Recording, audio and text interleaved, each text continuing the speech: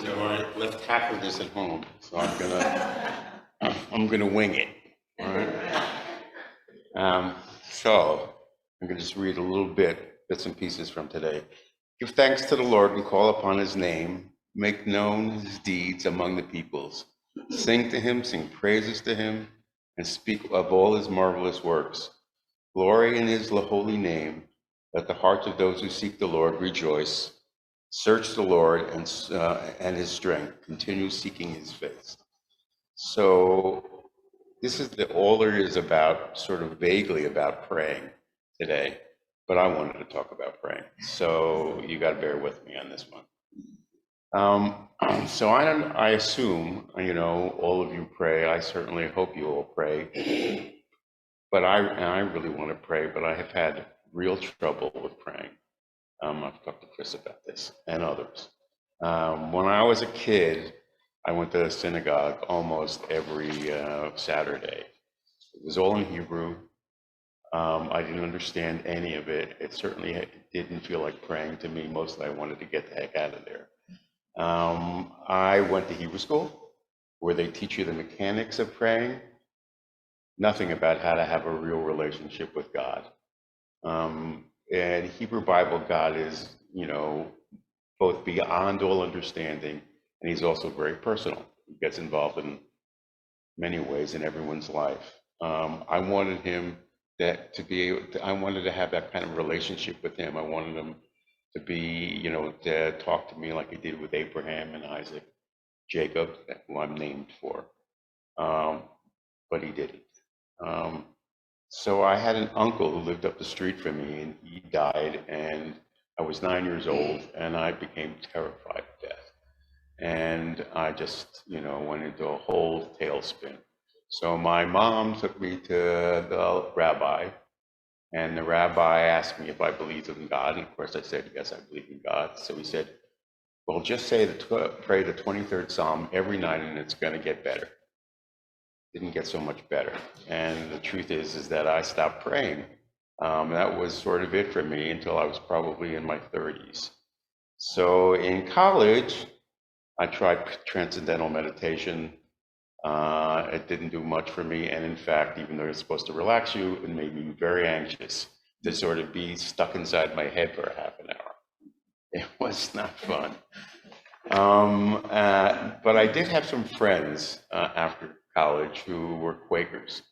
And I've talked a little bit about Quakers here before, but I figured I'd try it.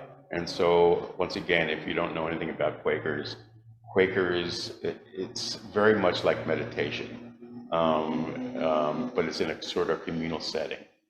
The way it's sort of set up is there's chairs in a rectangle.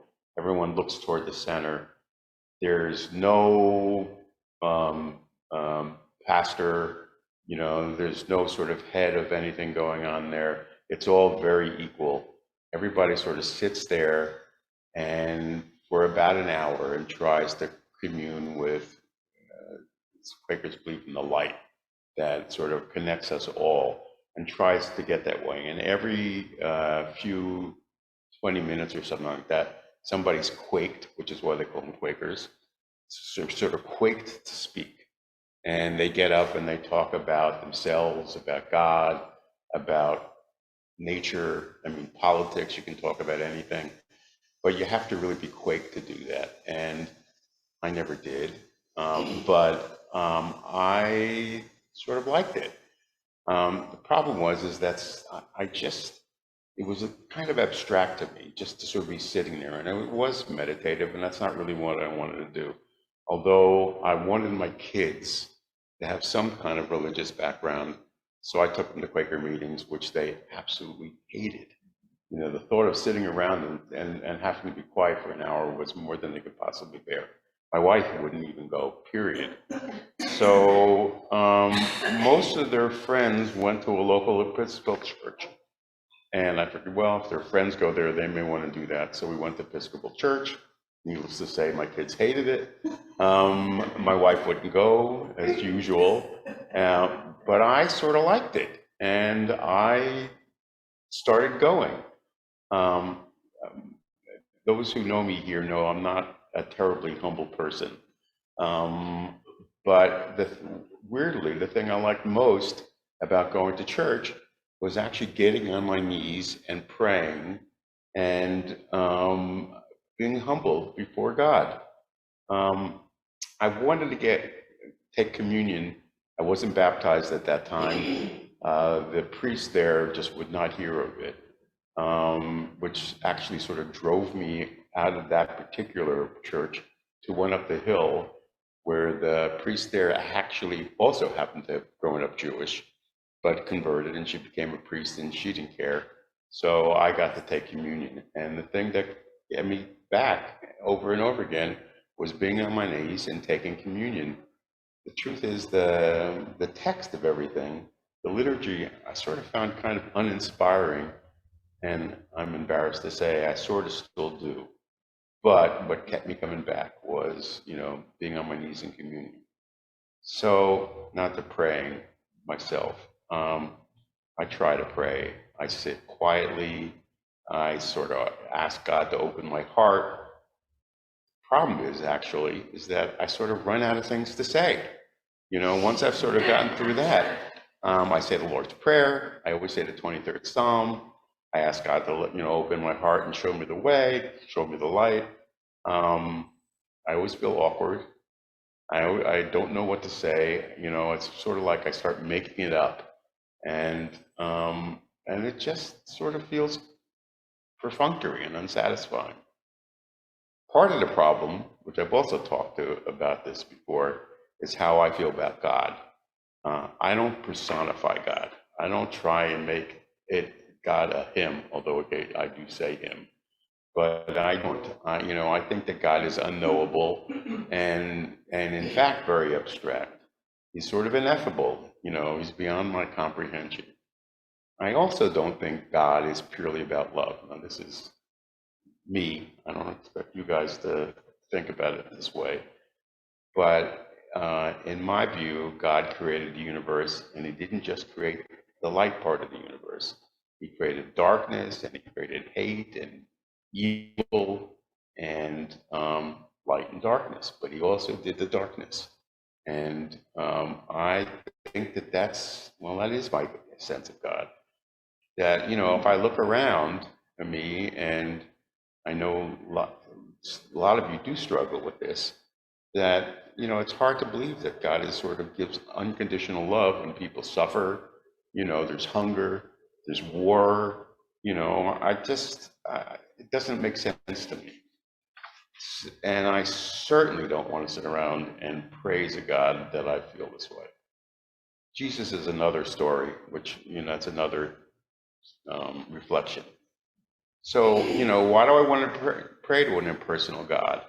I have no relationship, but weirdly enough, I do. I keep coming back. I want to pray. So here's the thing. I think about this stuff all the time. My wife is always sort of says, "What are you thinking about?" And I always say, either cooking with Amanda, or or God and my relationship to God. And the truth is, it's sort of like a curse, but I do it all the time. And I I sit and argue, and I fight, and I'm angry, and I just, I want to duke it out with God, but, if I'm really honest with myself, I also have to look at the light side of God.